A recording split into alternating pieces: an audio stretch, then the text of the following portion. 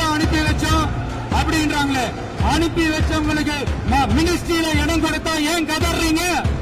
தொடவும் விடமாட்டோம், தொட்டா விடமாட்டோம், இதுக்கு முன்னாடி தொட்டவங்களையும் விடமாட்டோம். அவங்க தயவால தான் நம்ம ஆட்சி நடக்குதான். மக்கள் தயவால இந்த ஆட்சி நடந்துகிட்டு இருக்கு.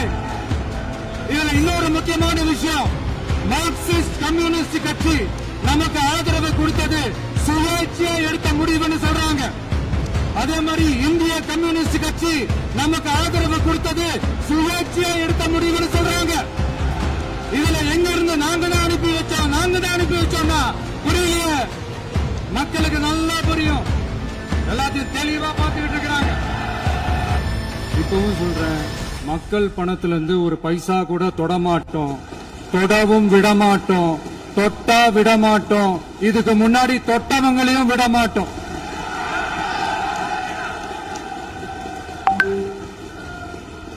ஒவ்வொரு ஊழலா வெளியில வரும் போலயே,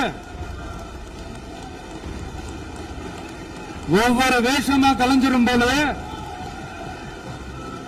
இங்க இருக்கிற நிறைய பேரு நடுங்கி போய்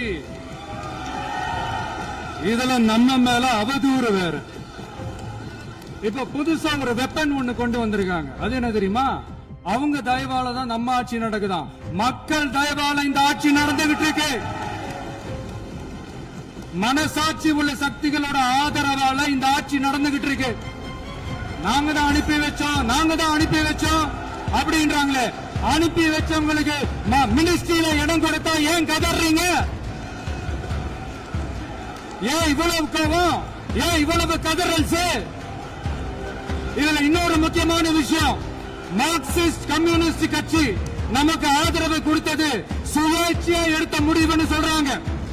அதே மாதிரி இந்திய கம்யூனிஸ்ட் கட்சி நமக்கு ஆதரவு கொடுத்தது சுயேட்சையா எடுத்த முடிவுன்னு சொல்றாங்க. இதுல எங்க இருந்து நாங்க தான் அனுப்பி வச்சோம்னா புரியலையே. மக்களுக்கு நல்லா புரியும், எல்லாத்தையும் தெளிவா பார்த்துக்கிட்டு இருக்கிறாங்க.